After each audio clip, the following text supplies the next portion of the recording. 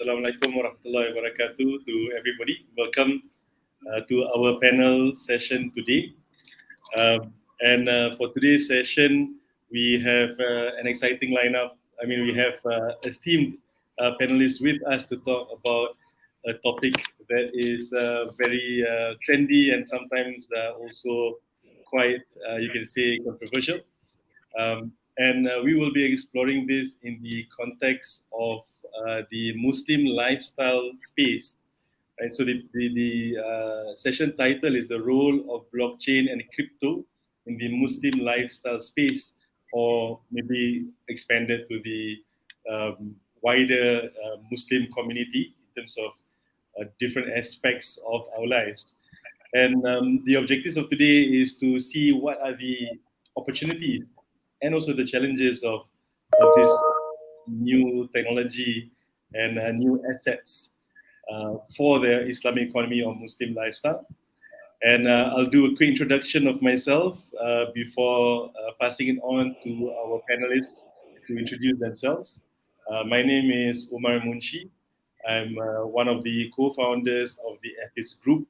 We operate investment and crowdfunding platforms in various countries regulated by a number of regulators. And essentially what we do is we facilitate the matching of private investment and private funds directly into the real economy. And of course, everything we do is based on the principles of Sharia. Right. Let's move on to the panelists. First, it's my pleasure to call on Mufti Faraz Adam to introduce himself briefly. Assalamualaikum, and it's a pleasure and a privilege to be here with you all today. So my name is Faraz Adam. I'm based in the UK. I'm the head of the Sharia advisory firm, Amanah Advisors. And I have a passion in fintech. It's something which I did my dissertation on in my master's degree, maybe 6-7 years ago. And since then, I guess it's just the area has grown a lot. And personally, I have an interest in exploring and researching new things, right? As part of knowledge as a student, you like to research new things. So blockchain, crypto, and the entire fintech space is something which is new and just requires a lot of research. So that's what I'm doing here on this panel today. Thank you, Mufti. We'll know a little bit more about Mufti as we move on into the topic and deep dive into it. Next, we have Dr. Nida Khan. Introduce yourself, please. Assalamu alaikum, everybody. It's a pleasure and an honor to be here. I'm based in Luxembourg. I'm the founder and CEO of a software company called Nash fintechX. We provide software solutions specializing in blockchain and artificial intelligence. Our first software is DCarbonX, which is a blockchain-based carbon trading platform. And our effort is to hone all our software in principles with Sharia. Thank you, Brother Umar. Thank you very much. And we'd like to know a little bit more about some of the things that you work on later on, inshallah. Last but not least, we have Brother Naquib. Assalamu alaikum, everyone. Thank you for the absolute honor in inviting me to this esteemed panel with all of you. All three of you have been somebody whom I've been following for quite some years. Mufti Faraz's work I have been following since 2018 when he published the Bitcoin research paper, and Dr. Nida's PhD is on smart contract is something that I have been following closely when she was actually doing her PhD. And crescent rating in itself is something that has played a huge role in my life. Like the air prayer time calculator that crescent rating has is something that I always use in my travels. So a little background about myself. My background is technology. I've been a technologist all my life, and just like Mufti Faraz said that moving into new areas, new technologies is exciting, and this is how I entered into blockchain. From a career in digital analytics, data analytics, and data mining. So blockchain was a natural transition from there, and from there onwards, I've been working on different areas, different fields, different use cases. And ensuring like how much benefits can be derived from blockchain in real life use cases. So like that's a little introduction about me and my passion. Thank you, Naquib. Where are you based right now? I'm in Melbourne, Australia. In Australia, mashallah. We have from Luxembourg, the UK, Australia, and myself in Kuala Lumpur. So we cover various continents. So alhamdulillah, with that, let's jump and dive into the topic itself. And let's go for the obvious stuff, right? Let's try and give an understanding to our audience based on examples, based on ideas, right? Based on use cases. So could we go one round and hear from all of you? What would you identify, right, or you believe to be the best use cases, or maybe if you have one best use case, if you have two, by all means, use case of blockchain technology for the Islamic and or Muslim lifestyle economy. And please do share examples if you have any. Maybe we can have Brother Naquib first. Yeah. Okay. So because the entire session is structured around the travel industry, so I'll try to be specific around some use cases of the travel industry and then lifestyle in general. So as far as the travel industry is concerned, if I talk about myself, the general pain points that I would have when I would be traveling and I would like to be fixed is when we try to access different services in the foreign country and the reviews are not very honest. For example, it's very well known that TripAdvisor and platforms like Yelp, they have an algorithm in which they can detect negative reviews and they can detect reviews that affect the overall platform and they get it deleted. So there are blockchain based solutions who have come as an alternative to this, which are actually solving this problem. I mean, especially when I would be traveling with my family, I would definitely want that I have a clear picture of the place where I'm going, and it gives me I should be able to trust the reviews that I'm reading. So this is one area that blockchain can fix because of the property of immutability, that the reviews once given is stored forever. But in spite of that, what can be actually plugged into that in encouraging more and more reviews is the concept of converting loyalty programs into tokenization. So you can actually incentivize people who give the reviews, and in that way a holistic database can actually be set up. So this is one huge area that would really be beneficial. And for example, Airbnb as well. So Airbnb is one of the platforms that most of us use when traveling abroad, but there are certain challenges that Airbnb has, especially related to the middleman fees that Airbnb charges. And there are some platforms like actually wrote it down. It's called Bnest, which is a blockchain based. It calls itself the blockchain version of Airbnb. So this is one product that is taking the benefits of blockchain to solve the challenges of the travel industry. So like these are few examples that where we see that blockchain is actually successful in giving a positive impact in the travel industry and lifestyle, Muslim lifestyle as a whole. Okay, thank you. I think the audience here, I'm sure there's a lot of interest in travel. So it's good to know that there's something going on there. Later we'll round back to that. Mufti Faraz, and feel free to talk about travel or outside of travel, so it's fine. Yeah, no, sure. I mean, look, as we all know, blockchain, right? It's just a ledger, right? That's the whole point, and we're trying to reduce the number of parties and the middlemen, as Brother Naquib was indicating towards. From travel, which you touched upon, is, I mean, identification is a huge area, right? How do you get documents? One of the key things about traveling is documentation and ID, right? So there's a huge thing about your ID being stored on a blockchain and being able to use your ID wherever you are in the world. That it's like tamper proof. Is validity of your documentation. It's shown that it's something which is genuine and real. So there's, I think, a real use case in blockchain when it comes to identification for anybody in the world to have use of such technology.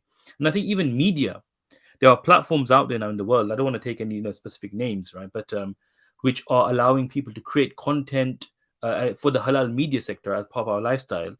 where it's a decentralized platform, thereby allowing people to upload the content, potentially have exposure to cost savings, and have access to a wider market, as opposed to being forced to comply with a particular brand or organization, and go through the several layers of costs as well as identification.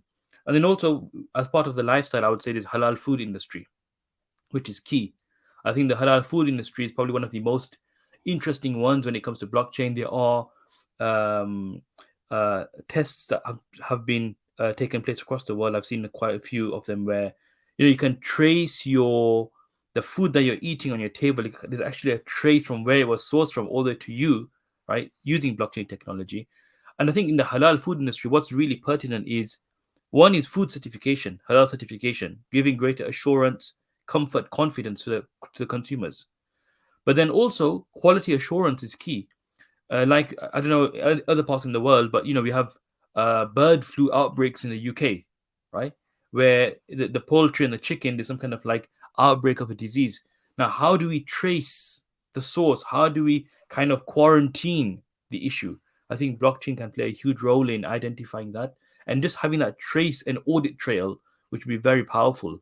So I think these are some of the examples where I think blockchain could make a difference. But as I said, and we'll discuss in the next couple of, I guess, questions and discussions, what are some of the challenges of adopting blockchain in these areas. Right, brilliant, thank you. So right now, I think we have a few, 3 or 4 specific examples ready. Let's see what else we have from Dr. Nida. Dr. Nida has an interesting background, from my understanding. She initially was focused more on research, and then she decided to bring the research to life. No, Brother Umar, basically, I have an industrial PhD, so that is an integration of both the research and the industrial aspect. So I was doing the R&D work of an Islamic fintech firm based in Luxembourg, and I was able to look very closely into 2 use cases. The first one was zakat. How can we really leverage blockchain for zakat and let's say sadaqah as well? And the second that we dived into was tokenization of sukuk, which again, when we think about using blockchain for this particular use case, we are able to extend the investor base and the consumer base as well for sukuk. So right now, what we have is that the capital access is limited to large organizations and governments. But when we use blockchain for tokenization of sukuk, we are basically extending this capital access capability to SMEs as well. Zakat and Sadaqah, of course, all of us are aware that blockchain is well known, like Brother Naquib pointed out, for its immutability, that is permanency of data. And Brother Mufti Faraz pointed out that transparency aspect is involved. So when we have these 2 aspects, whereby we are talking about transparency, we are talking about the ability to trace, we are talking about permanency of data, then these are very, very attractive characteristics when we talk about zakat and sadaqah, which remain ridden, let's say, in the Western countries, whereby people are not very sure where the funds they are giving for sadaqah and zakat are going to. Now, there can be a plethora of applications when we're talking about blockchain for the Islamic economy. All the characteristics that spring up from a distributed, decentralized network that is managed by people and not a centralized authority would contribute to its use case in the industry. But restricting ourselves to the travel industry, Brother Naquib and Brother Faraz pointed out many use cases which are very, very good. And if we try to take a very pragmatic view of the situation, then we can say that when we are traveling to another country, the paramount thing that is of consideration in any Muslim's mind is where to get halal food. And if they go to a restaurant, they usually keep on asking people. And if language is a barrier, like in our case, we live in Europe, so we might not be aware of the local dialects that are being used there. We always first, do you speak English? Okay, can you tell us, do you serve halal food? So all these issues can be done away with when you're using blockchain platform. Perhaps they can have some kind of identification on the menu, or some kind of listing, let's say when you're going to a grocery store, in terms of a barcode, like Brother Mufti Faraz pointed out, whereby you can track and trace the origin of the food, and you can also see the halal certification. associated with that food item, and because it was the certificate was recorded on the blockchain platform, you can be assured of the fact that it has not been tampered with. Then Brother Nikki pointed out many use cases related to Airbnb, for example, being built on the blockchain platform. And I think as we are transitioning to Web 3.0, the entire infrastructure would be based on blockchain platform. So all these applications that you see now related to travel on Web 2.0 would require, let's say, a blockchain kind of a distributed, decentralized database to have the same kind of efficacy in Web 3.0. Then tokenomics, whereby we are talking about the distribution of tokens, as Brother Naquib mentioned as well. We can also come up with a kind of a reward mechanism, that is, or loyalty programs that is being followed nowadays. You reward people for each kilometer that they travel, and then perhaps give them some kind of status or special benefits once they reach a certain number of kilometers. All right, thank you. So I guess there are really quite a number of use cases and applications, and from what the three of you have shared so far, the benefits are quite tremendous. However, in the mainstream, we don't really see this there yet, right?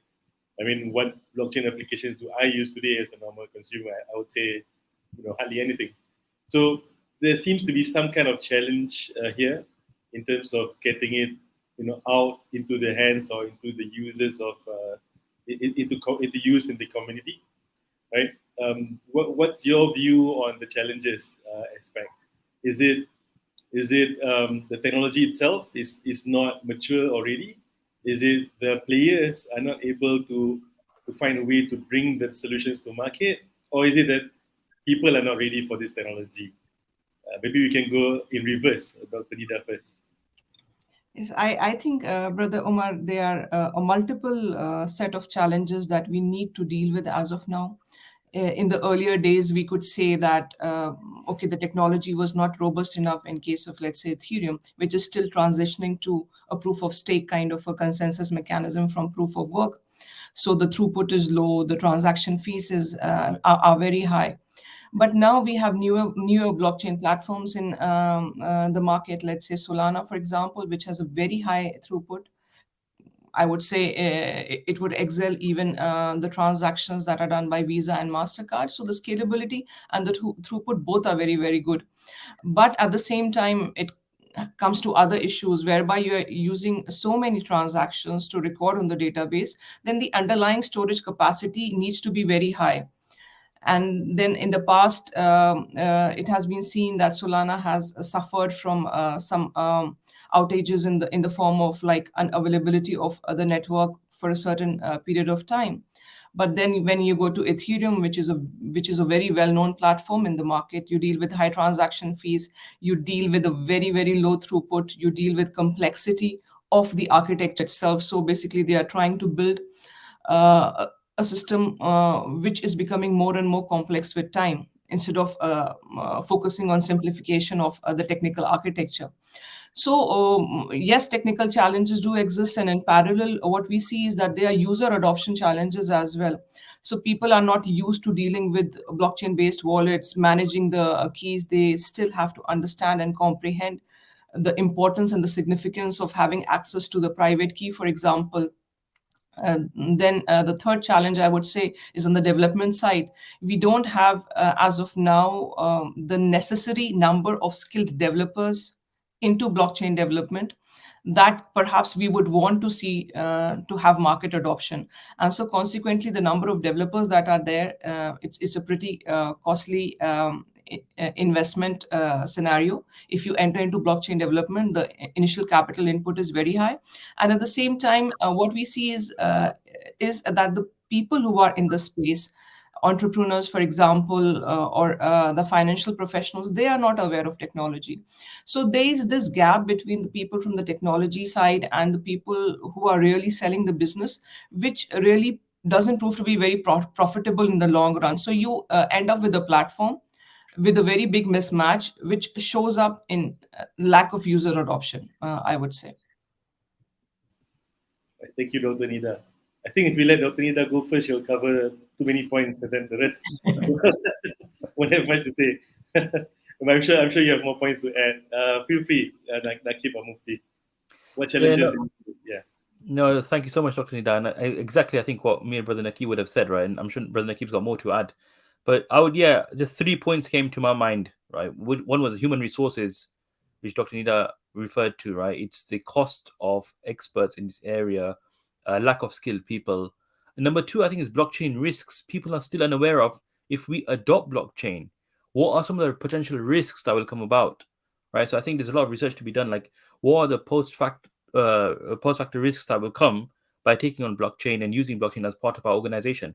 No company, no organization wants to be in a situation whereby they've adopted new technology and something goes wrong later on, right? And it affects the entire operations. So those question marks are still there. And then I think awareness and lack of knowledge is another whole area where nobody, even those in the different firms, are unaware of what it means to be on blockchain. And I just like to mention one thing, I guess, from my side here. It's not necessary that everybody adopts blockchain, right? Blockchain is not for everyone, I believe. It's when there's a lot of people involved, multiple parties, there's a lack of trust, or you need a trustless system, and data is needed for different stakeholders. That's when it makes sense potentially to have blockchain. But at the same time, the legacy-based systems that we have are working perfectly fine for many institutions. So not everybody needs blockchain, but there's definitely a room for blockchain in certain industries and sectors. Thank you for the additional perspective. Maybe we'll hear from Naquib, then let's see whether we can zoom into some of these specific challenges, maybe one or two of them to go deeper. Naquib. So, I mean, basically, Dr. Nida, obviously, I mean, this is her area. She has actually covered all the points, and Mufti Faraz as well added a lot to it. A few things that I would like to add to what has been already said is, I mean, if I look, I have come from a background where I was working first on the enterprise sector, and then I moved to the public sector, which means that I was working on the private blockchains first, like Hyperledger, and from there I moved to the public blockchains. So there are a lot of things that we are talking about: user adoption and user adaptability. If a user is not able to do a day-to-day transaction through his application without having any understanding of the backend, until that point, we will always face challenges. I mean, for adoption to kick in, blockchain has to become invisible. So this is one statement that technologists always use. They always explain this. And most importantly, if we are talking about use cases like identity, we are talking about use cases like identity, something that Mufti Faraz used as along with halal food. So these are two use cases where immense experiments have been done.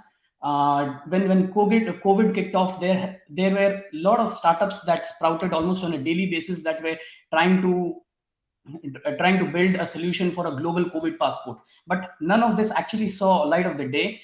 There were POCs done and pitched to different governments as well. I was working on a solution on Hedera at that time, but none of that actually became a reality. The reason being, when we are talking about use cases that actually need government intervention, so that's where the adoption comes into picture. But apart from that, there are so many use cases that have been successful. For example, the decentralized version of Airbnb I mentioned about, the decentralized version of Yelp, which is actually a product called Dashing. So all these are very successful, and people are using it immensely because they surpass the government requirements or the jurisdiction requirements. So, for example, it's absolutely decentralized, and it's peer-to-peer sharing. So you don't need any kind of intervention at that point. So that's where use cases who work on these kind of sectors are actually thriving, and the fundamental use cases that would actually bring a lot of global adoption are being held back just because there is government intervention that is required. For example, a global travel passport or a global COVID passport or farm to fork kind of solutions that IBM built for the food industry or even the travel industry. There have been or the halal food industry. There have been a lot of projects that have worked on the halal food industry. None of them actually had a wide adoption. Not that I would say they failed, but none of them had the kind of adoption they thought they would have. Because for sure, blockchain is a missing plug in this. I mean, there is definitely a need of blockchain. The trust that blockchain needs is what the current halal industry lacks in terms of food, in terms of finance, in terms of everything. But then again, they are not able to see the light of the day just because of the requirements that are related to the law of the land. All right, thank you. Yeah, so I think there's some rather significant challenges. However, as we have seen the past 2 years with the pandemic, things can change very quickly when things when there's a trigger or there's a catalyst or there's a need for things to change, right? And for example, a very simple example, let's say simple technology like QR codes. I believe different countries are a little bit different, but by and large, 3 years ago, it wasn't very common, right? It was an easy technology, a lot of use cases, a lot of benefits, but people weren't used to it, although it's so simple. Today, everybody uses QR codes. I remember when one of our platforms, Global Sedekah, was launched, we had a name card with a QR code to save money, but nobody nobody was interested to scan our QR code to save our contact. And just a few days ago, someone had a card with a QR code, and everybody was saying it's so cool. And I'm like, yeah, we did it 3 years ago. Anyway, and now we have business cards with the QR code at the back. It's common now, right? And so I guess go ahead. There's a very, very important point, Brother Umar, which Brother Mufti Faraz mentioned, which I think I would like to elaborate on, whereby he said that we don't need blockchain for everything. And this is really correct. Everybody trying to dive into blockchain solutions is not the way forward. The legacy, for the use cases, the legacy systems are working efficiently. We should stick to them. And but there are some problems perhaps that cannot be solved using the existing legacy systems, and for those use cases we should look into blockchain. Yeah. Right, thank you. I think one use case. Sorry. Go ahead. Yeah, when I said when I was working on the enterprise use cases, when we were working on projects with the governments. I worked on a government project in Saudi Arabia. I worked on a government project in New South Wales in Australia. So I mean, people, as I said, because the technology is new, they want to explore how they could benefit from it. But obviously, I mean, being a consultant, it would be my duty to actually let them know if they really need a blockchain or not. So my thumb rule was that if I could find 5 reasons that the problem they have can be solved without blockchain, then they definitely don't need a blockchain.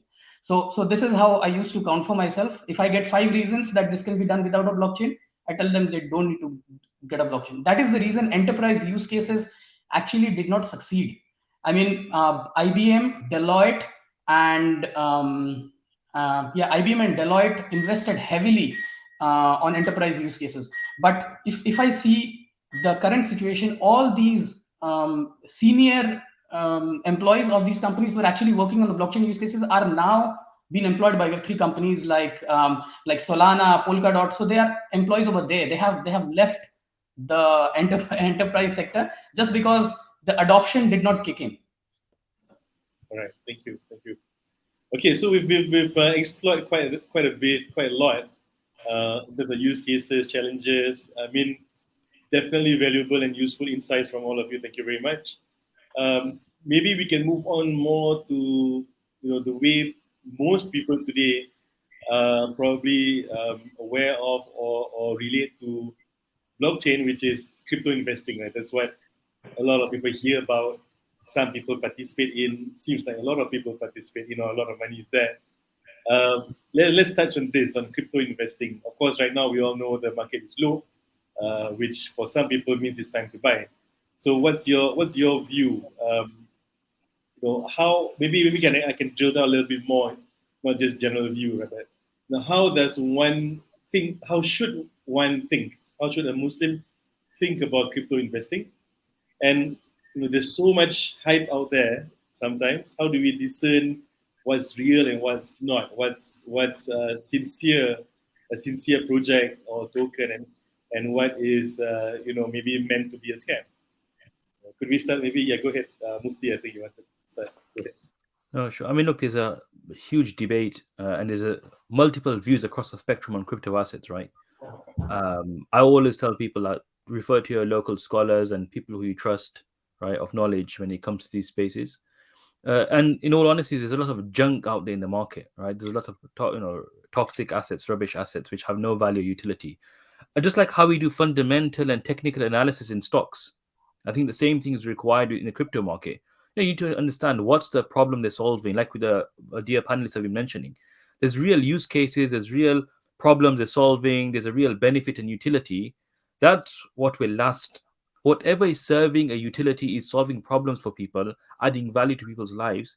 Naturally, that will survive, and that will have value. But if something is not really solving anything and rather is just pumped up with hype, sooner or later it's going to pop, right? And it's going to come crashing down. So I would tell people, look at the utility, look at what's actually happening. And Sharia is all about utility. Sharia is all about benefit, right? The end to end of Sharia is about benefiting people, benefiting ourselves and the world and the creation. So whatever has utility in crypto, that will survive and is good to invest in that. Potentially there'll be some return for you in multiple ways.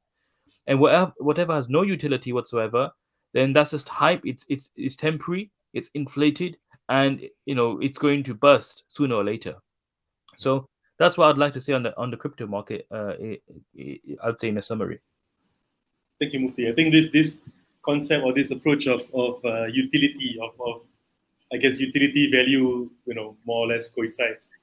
The challenge that I'm grappling with is how does a normal person value the particular crypto, because the utility may be there, but is the utility worth $1 billion or 100 million or $1 million or $10,000, right?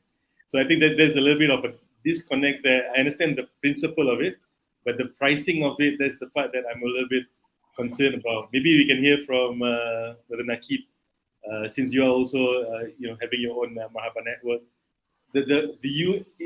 Do you leave it totally to the market to decide on value in general? Is that the way it should be? Do you think that that's dangerous, or is that the fair and open way, free market? What do you think? The pricing of the value of tokens? Yeah. Look, it's a decentralized market. It's a decentralized ecosystem. So definitely it's upon the community. Okay, look, I'll probably add a few points to this because I'm like neck deep into this ecosystem, being a creator myself. So when we are talking about the utilities are gradually built. They are not present from day one. For example, if we talk about, with all respect to Mufti Faraz, he spoke about the utility, the markets crashing and the utilities disappearing. If we talk about Bitcoin in itself, it is accepted by most of the scholars who are positive about cryptocurrency as being halal, as being Sharia compliant. Bitcoin has crashed a lot of times, and in spite of that, it has gradually gained utility. It has gradually gained acceptance. Right now, it's an institutional asset. People are pegging their value to Bitcoin. So how did Bitcoin take this journey? It's because of the community getting added over it, and the community is building their utilities around this single product. So so everything, look, DeFi is an experiment right now. It's an experiment, and it will take a lot of time for this experiment to see mass adoption and to see real world use cases kicking in. And till that point, we have to be patient enough and do our due diligence on every project. Like in every project that I participate or I invest, for example, there are almost 6 to 7 projects that I've invested in the last 1 year that has not seen a difference of more than 5 to 10% plus and minus in the last 1 year. But I know it 100% coming from a tech background that these projects will thrive because of the problems they solve.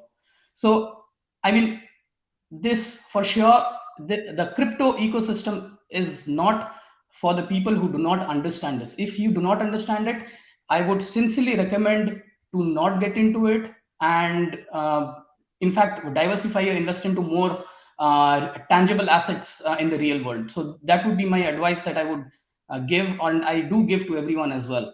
And especially as Dr. Nida mentioned in her last conversation about the developmental challenges, there is a severe shortage of skills. For example, in Marhaba, we have a 60+ team spread across 12 countries. We don't want to have this kind of decentralized working. We all want to be in one place working together and working more effectively. But the challenge is that we don't find talents in the right place. Everybody is learning. This industry is 3 to 4 years old. Blockchain is 10 years old, yes, but the industry has been growing in the last 3-4 years, and that is where all the news that we hear about today has happened in the last 3-4 years. So everybody is new to this. Everybody is learning. Even the Sharia scholars, the researchers, the technologists, everybody is new to this. So it will take a lot of time for this industry to settle down, be stable, and obviously because of the low market cap of this entire crypto industry, it is easier for people who are wealthy or financial institutions, for example. I mean, taking the recent example of the crash of the token that I would not name. I mean, there are so many rumors that there were bad actors who actually brought this down. So this is definitely possible. I don't know how true it is. It may be, it may not be, but this would not be possible in the traditional fintech industry, because since the market cap is low, it's easier for wealthy people to sway markets. I mean, somebody's one single tweet is capable enough of swaying the markets. This is not how a financial industry should be, in my opinion. So we have to wait for this experiment to mature and gradually see the light of the day, and only the projects that are genuine, the team that is genuine, will survive this experiment. Thank you. Dr. Nida? Yes, Brother Umar. I'll answer from a technical perspective first. So I have a bachelor's, a master's, and a PhD in computer science. So being a computer scientist by training, I can assure you I have not invested in a single crypto project so far. And I don't believe in crypto investing as of now. So basically, when we talk about crypto tokens, they can be into various categories. The first is like Brother Mufti Faraz mentioned about the utility. So you can have a crypto token offering some utility. Then we can have a crypto token which is in the form of a currency, like, for example, Bitcoin, or let's say the cryptocurrency of Ethereum, ETH. And then we can have security tokens, whereby you have a token backing a tangible asset at the back. And the treatment of these three different kinds of tokens as per Sharia would also be different, I think. And then the kind of perception you have with regards to investment into the three different kinds would be different as well. And when it comes to, like, the major focus as of now is investing into currency tokens, like cryptocurrency tokens. So the fluctuations are so high that investing into them, I think, is not as per our Islamic standards. We invest into things that are sound, that are stable, where you don't see the fluctuations that come with it. It might come in the near future, but when we talk about Bitcoin, like the evolution of Bitcoin came to replace the monetary system. For example, it came as a digital currency into the market. It did not come as an investment asset as such, but everybody has started using BTC and other cryptocurrencies as investment vehicles, and I don't think that's the right approach. All right, thank you. Thank you also for the elaboration on the different kinds or different types of tokens. I think that's very useful. Just a question, because people ask me, sometimes they think I'm in fintech, I'm also a blockchain expert, but I'm not. And they'll ask me stuff like, oh, Bitcoin is cheap, should I buy it now? Is it Sharia compliant? That's, I guess, we all of us probably get that question quite often. So since we have Mufti Faraz here, from the Sharia perspective, let me just put myself in the shoes of an investor. So I see prices are low. I've always not wanted to invest because I didn't know whether it's I know the principle of it, the basic of it. The Bitcoin itself is not haram per se, but a lot of scholars believe that, and I believe that as well. I accept that. But when I buy into it, I'm basically just betting on it. That's the way I feel, right? Because I have no idea whether it's going to go up or down. I don't know what will cause it to go up or down. So should we invest? How should a Muslim think about it? Yeah, this question I receive a lot. So volatility itself, right, does not make something impermissible, right? Because otherwise, startups, if you look at some of the data on startups, I was just reading some statistics, like 90% of startups fail in like the first 2-3 years, right? I read this kind of statistic, right? If that's the case, if businesses fail, right, and it's such a high probability of failing, that would mean investing in businesses would not be Sharia compliant, right? Which is not the case. So volatility does not mean impermissibility. Volatility is not the same as gharar, which is uncertainty. Okay, people think volatility and gharar are the same thing. Gharar, uncertainty, refers to contractual contingencies and uncertainties, like when will the item be delivered, or like when will the payment be made. It's uncertain. That's what's problematic. But when it comes to volatility, volatility, yeah, volatility can come because of market dynamics, because of also manipulation. But volatility in and of itself is not a problem in investing. That's just the beauty of like how people make money, to be honest, right? To benefit from the different pricing and to enter and to exit. So all I would say on this is you need to do much more than just the Sharia research, as Dr. Nida was mentioning, right? You need a full like strategy. You need to know your strategy as well. You can't invest. What I would say is you should never invest, right? If you're going to put all your money into Bitcoin and it's going to impact your obligations of your life. This is what some people do. They'll invest and they'll, $1,000. That's all they have. They'll put the $1,000 into Bitcoin, and now it's impacting their obligations to their family, to their home, to their rent, right? To their livelihood, because they're expecting in 1 week I'll get $2,000. Now that should not happen because it's having a real impact on your life.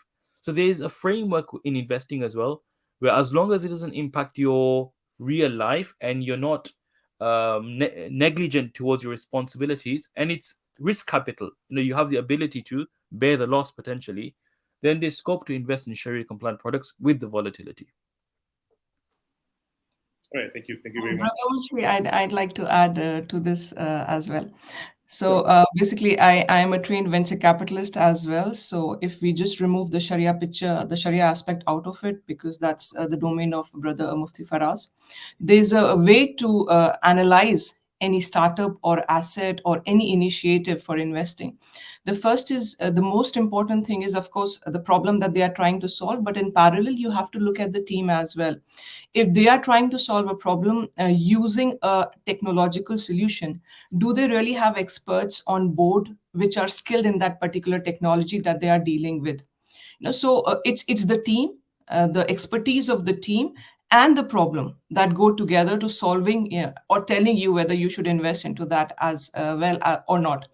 Additionally, the white paper in the case of blockchain that would come forward into the market, you should have a look at that. Is it some loosely coupled group of paragraphs, with grammatical errors, or is it a sound white paper? You should get it evaluated again by a blockchain consultant or a computer scientist, for example.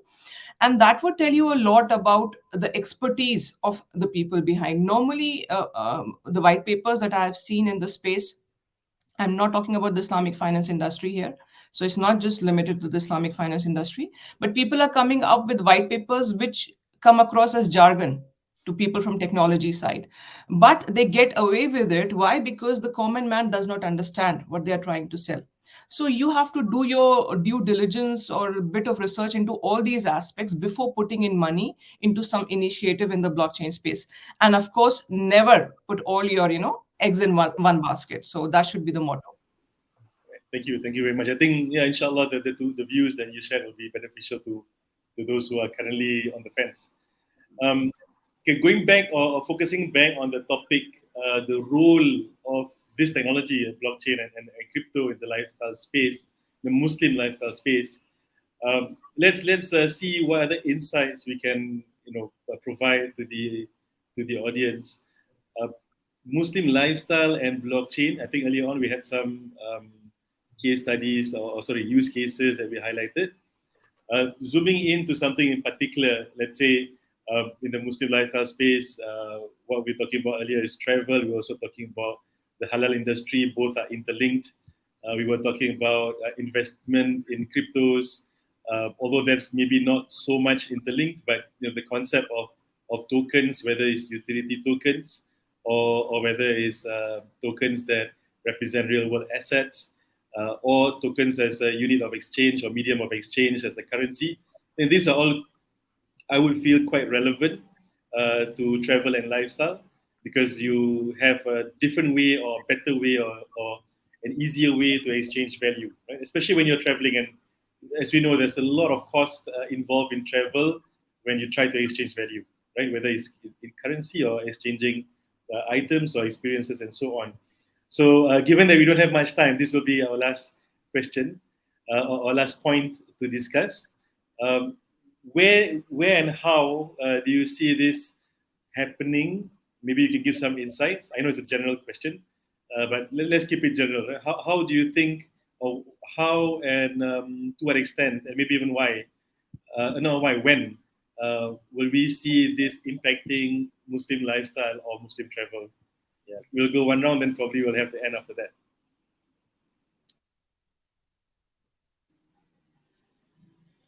Go ahead. So Yeah. I'll go first. So I feel that in the coming 2 to 3 years, we are going to see an adoption in the Muslim market, because we are going to see some blockchain-based application that is going to deliver some real value, in contrast to what we have been seeing till now, where we have NFTs which are being created out of the fly and being sold at very high prices with no real value backing them. So I'm sure in the coming 2 to 3 years, we are going to see some application in the market which delivers value, and that would bring about the adoption. And post that, we are going to see exponential growth in the adoption of blockchain and the applications that flood the market, hopefully. All right. Thank you. Naquib? Yeah, in my opinion, true adoption is really when I can complete my entire travel to a different city or to a foreign country using crypto as the primary means of payment, using the underlying technology blockchain to ensure that everything from baggage tracking to passports to claiming insurances, travel insurances, obviously on the halal side. That's not my area to talk about. So all of that can actually be taken care by the underlying technology. That would be really something good. But obviously there is a need for aggregators in this platform that can aggregate a lot of different provided services. Maybe this is a business idea that somebody from the audience can pick up, like building an aggregator that will aggregate a lot of projects offering services in different kinds. For example, ChrisPay is converting the frequent flyer miles of Singapore Airlines to loyalty points and then to its payable crypto coins.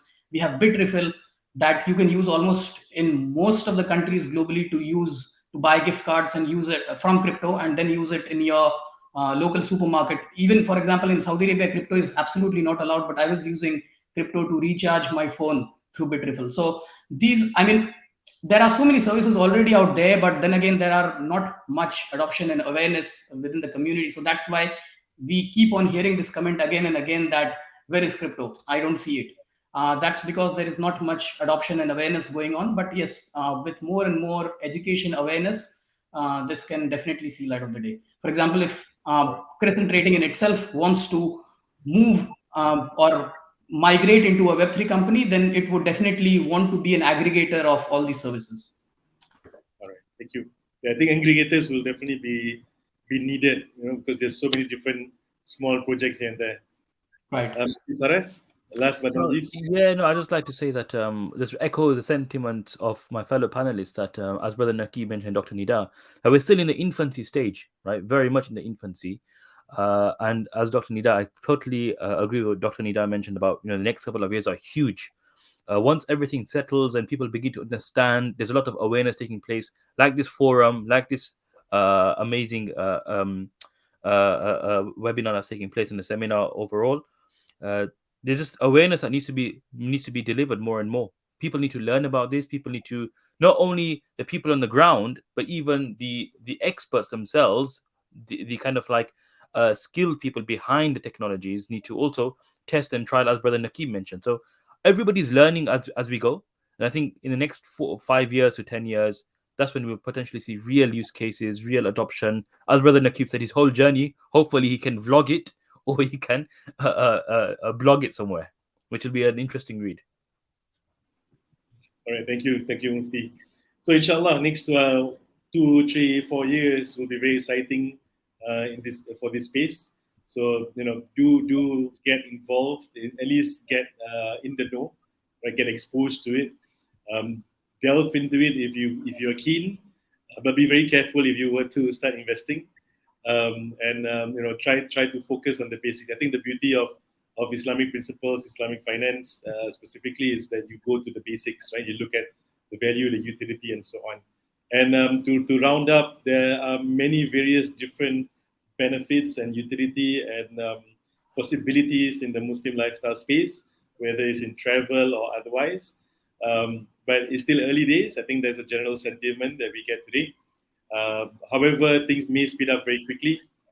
Inshallah, it will bring a lot of benefit to the Ummah and to humanity. So with that, we are out of time. Thank you very much again, everybody, our three panelists, especially all our participants and audience. Hope this has been beneficial, and hope to be on the same panel with the three of you again, inshallah. Thank you very much to the organizers and to everybody. Assalamualaikum warahmatullahi wabarakatuh.